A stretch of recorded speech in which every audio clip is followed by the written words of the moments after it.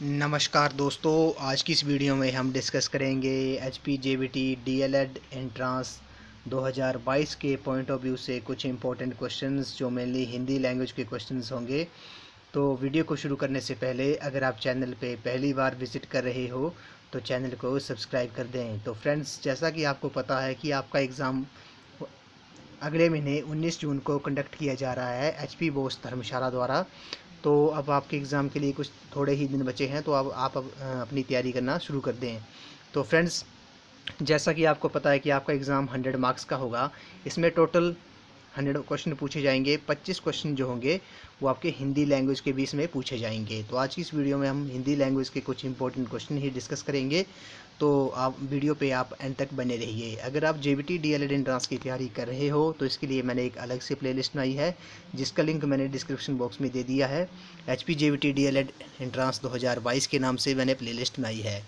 तो friends, video को शुरू करते हैं। तो पहला प्रश्न है, इसमें बोलेगा कि र का उच्चारण स्थान है। तो र का उच्चारण स्थान क्या है? इस क्वेश्चन का जो करेक्ट आंसर है वो आपका मूर्धा। मूर्धा जो है वो आपका र का उच्चारण स्थान है। तो मूर्धा से किन किन शब्दों का उच्चारण होता है? यह होता है री। री जो है, री और ट्वर्ग, री ट्वर्ग, र और श। री ट्वर्ग,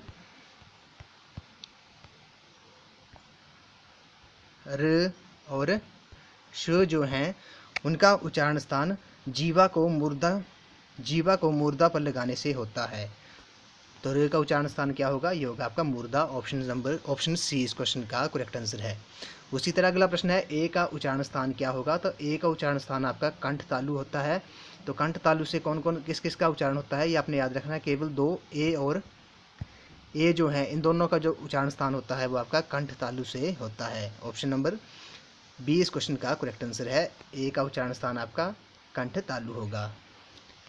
क्वेश्चन नंबर थर्ड है, इसमें बोला गया कि निम्न शब्दों में से द्वितीय व्यंजन कौन सा है? तो द्वितीय व्यंजन कौन से होते हैं पहले आपको ये पता होना चाहिए। जो एक ही व्यंजन को दो बार दोहराया जाए, एक ही व्यंजन को अगर दो बार दोहराया जाए, एक बार आधा और दूसरी बार पूरा। तो जैसे उदाहरण के लिए ये कच्चा जो है, तो कच्चा एक बार च को एक बार आधा दोहराया गया है और दूसरी बार पूरा। तो ये कौन सा व्यंजन हुआ? ये आपका द्वितीय व्यंजन हुआ। तो ऑप्शन नंबर ए जो है इस क्वेश्चन का करेक्ट आंसर है। कच्चा जो है आपका द्वितीय व्यंजन है। क्वेश्चन नंबर 4 पे चलते हैं। इसमें बोलेगा कि निम्न में से महाप्राण है। तो महाप्राण कौन सा है? तो पहले आपको पता होना चाहिए कि महाप्राण कौन से होते हैं? जिनके उच्चारण में अधिक परिश्रम हो, जैसे वर्गों का दूसरा और चौथा वर्ण। आपने इतना याद रखना है कि वर्गों का दूसरा और जो चौथा वर्ण होगा वो आपका महाप्राण होगा। और महाप्राण जिनके उच्चारण में अधिक परिश्रम लगे, अधिक परिश्रम हो जिनके उच्चारण करने में, वो आपके महाप्राण होते हैं। तो दूसरा और चौथा वर्ग हमेशा जो होता है, वर्ग का दूसरा और चौथा वर्ण जो होगा वो आपका महाप्राण होगा। तो दूसरा और चौथा वर्ण कौन सा है? इसमें प वर्ग का आपका फ जो है दूसरा वर्ण है। तो ऑप्शन नंबर ए इस क्वेश्चन का करेक्ट आंसर है। अगला प्रश्न है, इसमें बोला गया कि बहुत छोटा मकान मुझे नहीं चाहिए, मैं बहुत घातक है। तो ये क्या है? ये आपका प्रविशेषण है। ऑप्शन नंबर डी इस क्वेश्चन का करेक्ट आंसर है। क्वेश्चन नंबर 6 पे चलते हैं। इसमें बोला गया कि ग्राह का विलोम शब्द क्या होगा? तो ग्राह का विलोम शब्द क्या होगा? क्वेश्चन नंबर 6 का जो करेक्ट आंसर है वो आपका ऑप्शन नंबर ए प्राप्य जो है वो आपका ग्राह का विलोम शब्द है। अगला प्रश्न है, मनोज का पर्यायवाची शब्द क्या होगा? तो रतिपति जो है वो आपका मनोज का पर्यायवाची शब्द होता है। क्वेश्चन नंबर 8 है। इसमें बोला गया कि घन का अर्थ नहीं है। घन का अर्थ नहीं है, तो घन का अर्थ नहीं है, तो इस क्वेश्चन का जो करेक्ट आंसर है वो आपका भांग जो है वो आपका घन का अर्थ नहीं है। बाकी हथौड़ा, बादल और घटा जो है वो आपके घन के अर्थ हैं। क्वेश्चन नंबर 9 पे चलते हैं। इसमें बोलेगा कि झगड़ालू शब्द में प्रत्यय क्या है? तो झगड़ालू शब्द में प्रत्यय क्या होगा? ये आपका आलू होगा। ऑप्शन नंबर डी इस क्वेश्चन का करेक्ट आंसर है। क्वेश्चन नंबर 10 पे चलते हैं। इसमें बोला गया कि जगन्नाथ का संधि विच्छेद क्या होगा? तो जगन्नाथ शब्द का जो संधि विच्छेद होगा वो होगा आपका जगत प्लस नाथ। इसमें त को हलंत लगा है, तो आपने ध्यान रखना है। जगन्नाथ का संधि विच्छेद आपका जगत प्लस नाथ होगा। क्वेश्चन नंबर 11 पे चलते हैं। इसमें बोला कि उज्ज्वल का संधि विच्छेद क्या होगा? तो फ्रेंड्स आपसे पूछ सकते हैं, शुद्ध रूप पूछ सकते हैं उज्ज्वल का। तो आपने ध्यान रखना है कि उज्ज्वल कैसे लिखते हैं। इसमें दोनों जो होते हैं वो आपके आधे होते हैं। तो उज्ज्वल का संधि विच्छेद क्या होगा? तो क्वेश्चन नंबर 11 का जो करेक्ट आंसर है वो आपका ऑप्शन नंबर ए उत जमा ज्वल। इसमें त को हलंत लगा है। अगला प्रश्न है, शुद्ध शब्द का चयन करना है। तो चिन्ह का शुद्ध रूप क्या होगा? ऑप्शन नंबर सी इस क्वेश्चन का करेक्ट आंसर है। यह जो आपका चिन्ह जो है वो आपका शुद्ध रूप है। अगला प्रश्न है निम्न शब्दों में से शुद्ध है, तो इसमें भी शुद्ध शब्द का चयन करना है। तो कृपया जो है ये आपका शुद्ध रूप है, शब्दों में शुद्ध है, कृपया का शुद्ध रूप क्या होगा, option number A. Question number 14 पे चलते हैं। इसमें बोलेगा कि निम्न में पृथ्वी का पर्यायवाची नहीं है, तो पृथ्वी का पर्यायवाची नहीं है तो ऑप्शन नंबर डी उद्दक जो है वो आपका पृथ्वी का पर्यायवाची शब्द नहीं है। बाकी अगला प्रश्न है आपका पृथ्वी का पर्यायवाची नहीं है, उद्दक जो है वो आपका पृथ्वी का पर्यायवाची नहीं है। पृथ्वी का पर्यायवाची उर्वी, बसुमती और धरणी जो हैं वो आपके पृथ्वी के पर्यायवाची हैं। अगला प्रश्न है इसमें बोलेगा गंगा का पर्यायवाची शब्द नहीं है, तो गंगा का पर्यायवाची शब्द नहीं है। करवाल जो है वो आपका गंगा का पर्यायवाची नहीं है। बाकी सुर, सरिता, त्रिपथगा और जाह्नवी जो है वो आपके गंगा के पर्यायवाची शब्द हैं।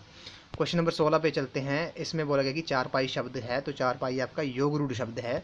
ऑप्शन बी इस क्वेश्चन का करेक्ट आंसर है। आपको पता होना चाहिए कि योग रूढ़ शब्द कौन से होते हैं, जो यौगिक शब्दों शब्दांशों के योग से बने हो किंतु अपने साधारण अर्थ को छोड़कर विशेष अर्थ प्रकट करें, उन्हें आपके योग रूढ़ शब्द कहते हैं। तो किन्हें कहते हैं योग रूढ़ शब्द, जो यौगिक शब्दों शब्दांशों के योग से बने किंतु अपने साधारण अर्थ को छोड़कर विशेष अर्थ प्रकट करें, उन्हें योग रूढ़ शब्द कहते हैं।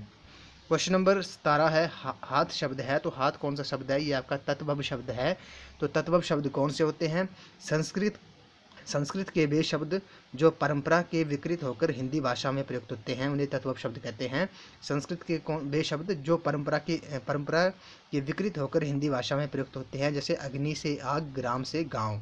तो ऑप्शन नंबर बी इस क्वेश्चन का करेक्ट आंसर है। हाथ जो है वो आपका तत्वभ शब्द है। अगला प्रश्न है दरवाजे पर कोई आया है में विशेषण है, तो इसमें विशेषण क्या होगा, तो इसमें होगा आपका ऑप्शन नंबर बी अनिश्चयवाचक जो है, दरवाजे पर कोई आया है इसमें विशेषण है।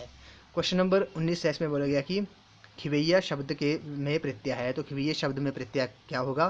क्वेश्चन नंबर 19 का जो करेक्ट आंसर है वो आपका ऑप्शन नंबर बी एया जो है वो खिवैया शब्द में प्रत्यय है। क्वेश्चन नंबर 20 है। इसमें बोला गया कनक कनक ते सौगुनी मादकता अधिकाय में अलंकार है। कनक कनक ते सौगुनी मादकता अधिकाय में अलंकार कौन सा है। क्वेश्चन नंबर 20 का जो करेक्ट आंसर है वो आपका यमक अलंकार है। इसमें ऑप्शन ए इस क्वेश्चन का करेक्ट आंसर है। कनक कनक ते सौगुनी मादकता अधिकाय में आपका यमक अलंकार है।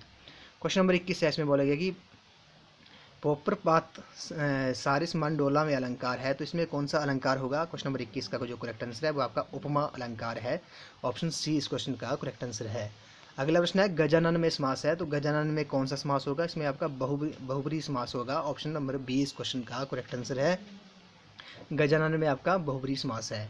अगला प्रश्न है आजन्म में कौन सा समास है, तो आजन्म में कौन सा समास है, ये आपका ऑप्शन नंबर बी अव्ययीभाव समास जो है वो आपका आजन्म में समास है।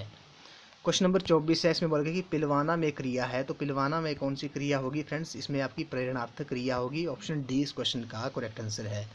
इस वीडियो का लास्ट क्वेश्चन है मुद्रा का अर्थ नहीं है, तो मुद्रा का अर्थ क्या नहीं है, इसमें ये आपका राय जो है वो आपका मुद्रा का अर्थ नहीं है। बाकी सिक्का, मुख का भाव और मोहर जो है वो आपके मुद्रा का अर्थ होते हैं, राय मुद्रा का अर्थ नहीं होता है।